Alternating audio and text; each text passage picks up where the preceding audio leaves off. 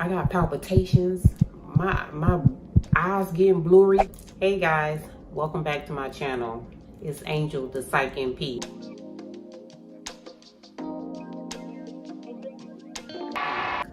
I know I've been gone a little while, but I had to get myself together. But I'm back now.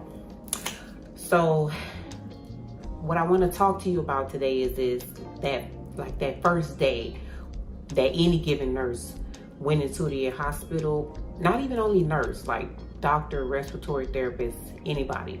That first day that you went into the hospital and realized that COVID-19 had hit the United States or our hospital. So you're going to work one day, you're emergency room nurse, you're heading to, you park your car, you're heading to the emergency room. Before you can even get to the entrance of the emergency room, you have patients lined up outside the door. That's not really abnormal for an ER, but this was an abnormal amount of patients that was outside the door. You get into the door, same thing happened. Patients are everywhere. Again, not that abnormal, but this was different. Patients were all in respiratory distress, something out of the movies. You go to your nurse manager, you ask your nurse manager, hey, what's going on? All these patients are outside lined up. All these patients are in here. They all look like they can't breathe. Like, what is going on? Your nurse manager tells you that virus that was in China is now here in the United States. It's here in our emergency room. Immediately, you get anxious. You get scared, because what you have been seeing on the news and in China is that virus was killing people. People were dropping dead in the street. People were dying by the hundreds a day. And now you're telling me this here in our emergency room? You're scared. Immediately fearful. But you're here now.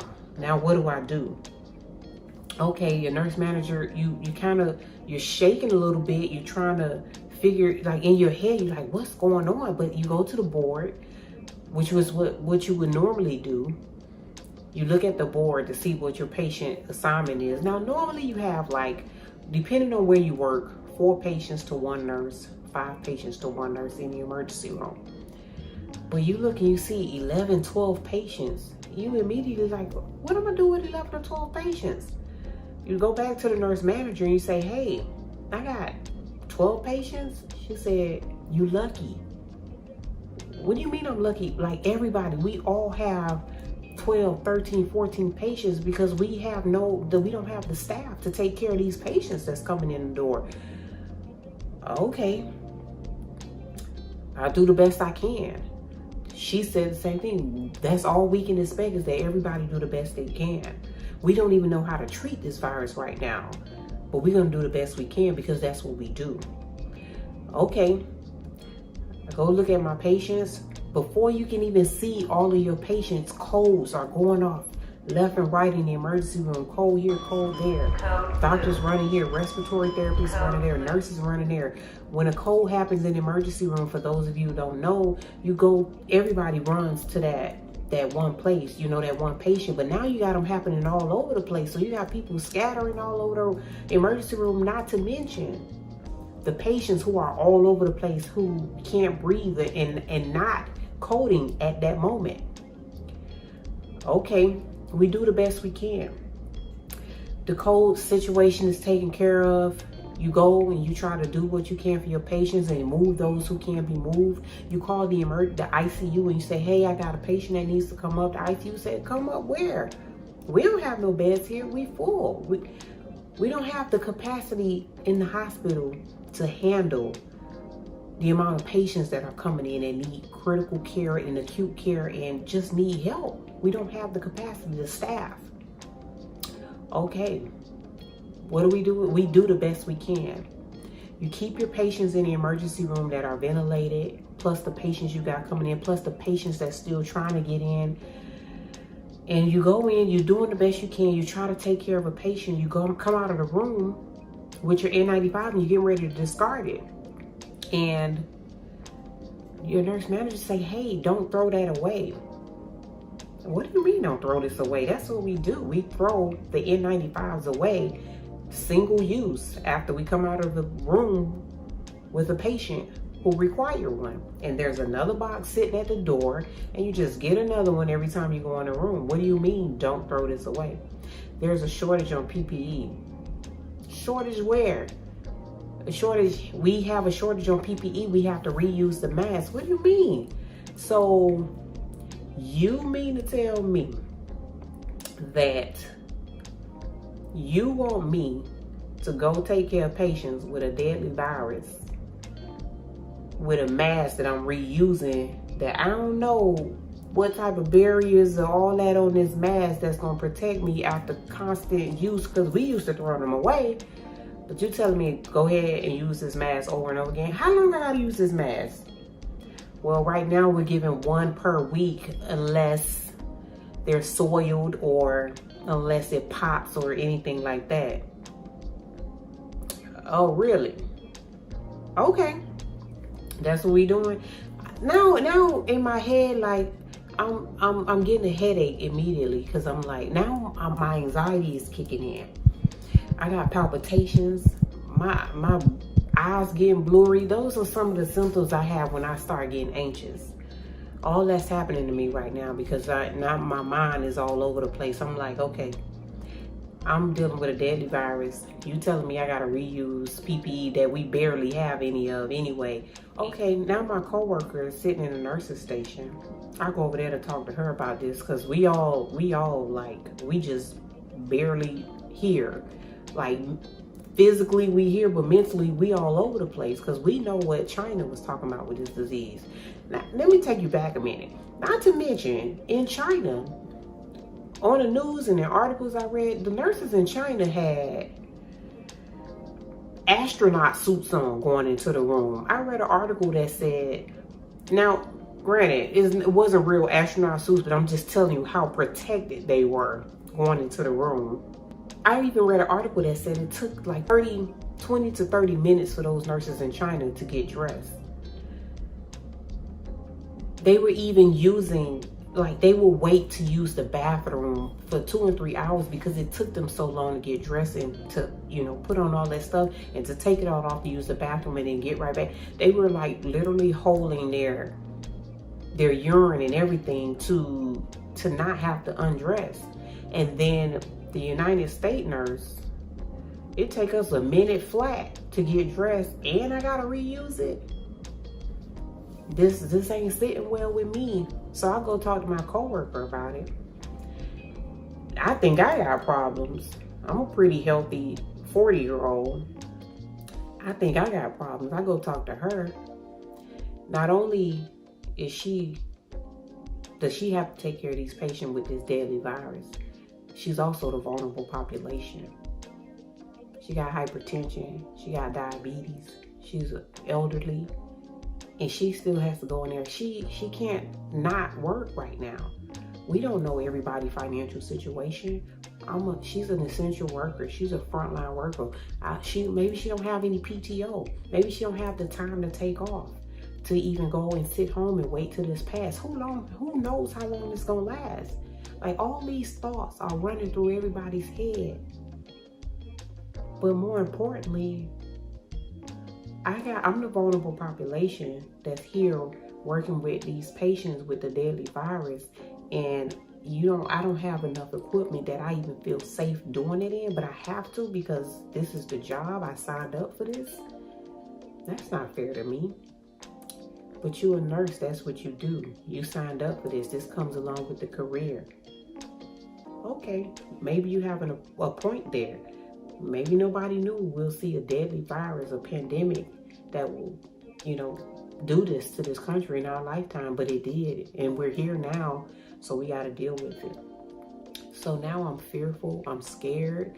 My co-workers are the vulnerable population. Like, we mentally are not okay.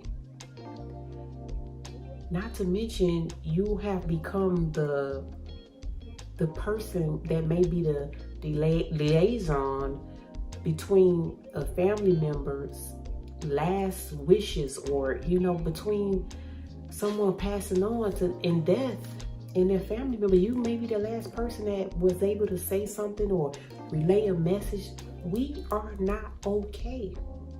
We're anxious. We got all these symptoms of anxiety. We fearful. We're scared. But we got to do what we got to do because we signed up for this and we're nurses. That's what we do. Okay. Shift ends. You driving home. I turn on some gospel music because I want to hear something reassuring to let me know that we're going to be okay through this. I needed a word from God because I know ain't nothing nobody else was going to tell me that was going to make me comfortable. Okay, got a word from God. But now it's time to get home. I'm almost home and now I'm thinking, oh my goodness, I'm almost home. I don't want to go home. I don't know if I caught this virus. I don't know. What if I give it to somebody at my house? What if I give it to my kids? What if I give it to my mother, my husband, my wife, my father, whatever the case may be? What if you passed it on? Could you live with yourself? All these things going through your head. Now you don't want to be around your family. Now, in a time like this, after all you've seen in the hospital that day, the last thing you want to do is not be able to go home and hug your family member because you've seen death all day long. Now we're nurses. We see death in the hospital, but this was something different. Okay. You call the husband, the wife, the kids, whatever the case may be, and say, hey, set me up a room. Set me up in the guest room, the garage. If you even had, you were able to accommodate that way. Because you don't want to expose your family to it. So now you're scared. You have anxiety. And now you're lonely and isolated. At a time like this. You can't sleep. You're trying to sleep. You take, melatonin, Tylenol PM, whatever you use when you just want to get that good night's sleeping because you can't fall asleep on your own because you're scared. You might be scared you weren't going to wake up. And anxiety, when you have an acute set anxiety, you start feeling some sensations in your body that make you feel like, I need to go to the doctor. I need to go to the emergency room. But if you dealt with it long enough, you know what it is and you can recognize it. But there's a lot of people right now that are experiencing anxiety and all these different things, but they don't know what they're feeling. They don't know that this new onset anxiety in the midst of this pandemic, they don't know what they're experiencing. So you take the melatonin, the Tylenol PM, whatever it is, you go to sleep, you look at the clock. From the last time you remember watching it before you actually fell asleep, and 45 minutes has passed. You ain't really sleeping. You rolled over, you look again 2-3 hours before it's time to get up and do it all over again. This not gonna work. But it has to for now because this is all I know how to do is get up, go to work, and if I ain't get enough sleep, I still get up and do it anyway. But this is different. Because now I'm scared to go to work. There have been some nights where I haven't, wasn't able to go to sleep after coming a long day at work. But this is different. Because now I don't want to go to work because it's a deadly virus there. That I don't feel safe when I even going to take care of the patients. Not the patients. If I felt safe, if I felt protected going in there, then that's what we do. But we don't even feel safe. And I can't say that everybody even felt safe, even if they had on everything that they would feel safe. But okay, that's what we do. You get up the next day, you get up and you prepare yourself to go do it all over again. The anxiety is real high now too, because now you actually know what you're walking into. That doesn't make the anxiety any less. It just makes you more fearful because you're worried, and that's what anxiety is. You sad, you can't go kiss your kids, your husband, your wife goodbye. You just go.